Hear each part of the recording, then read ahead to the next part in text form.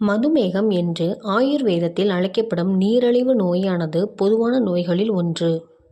உணவு முறை மற்றும் வாழ்க்கை முறையால் நீரிழிவு நோயை கட்டுப்படுத்தவும் தடுக்கவும் முடியும்.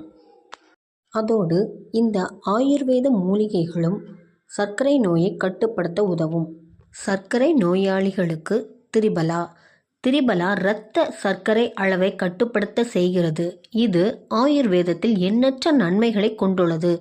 கணையத்தை தூண்டும் வேலையை மேம்படுத்தி இன்சுலின் சுரப்பை ஊக்குவிக்கிறது. திரிபலா இரத்த குளுக்கோஸ் அளவை வெகுவாக குறைக்கிறது. வேப்ப இலைகள். வேப்ப இலைகள் இரத்த சர்க்கரை அளவை குறைக்க உதவும்.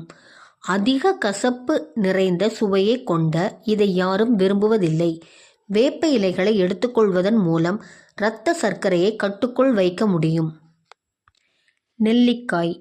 நெல்லிக்காய் நோய் எதிர்ப்பு சக்தியை அதிகரிக்க உதவும் விட்டமின் சி நிறைந்த உணவுப் பொருள். உடல் ஆரோக்கியம், கூந்தல் ஆரோக்கியம், சரும ஆரோக்கியம் என அனைத்துக்கும் சிறந்தது. இது ஒரு சக்தி வாய்ந்த ஆக்சிஜனேற்றி. இது சர்க்கரை நோயை கட்டுப்படுத்தும். பாகற்காய். காய்கறிகளில் கசப்பு மிகுந்தவை பாகற்காய். இது குளுக்கோஸை குறைக்கும் பண்புகளை கொண்டுள்ளது. இந்த பாகற்காய் இன்சுலின் சுரப்பை தூண்டி டைப் 1 மற்றும் டைப் 2 நோயாளிகளுக்கு நன்மை பயக்கக்கூடும்.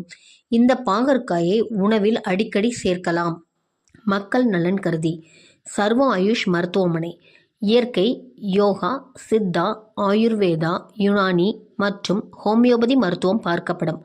நம்பர் 30 முல்லை நகர், லீலா மருத்துவமனை எதிரில், புதிய பேருந்து நிலையம் அருகில், NGO பி காலனி, திருநெல்வேலி. தொடர்புக்கு 0462 481 2523.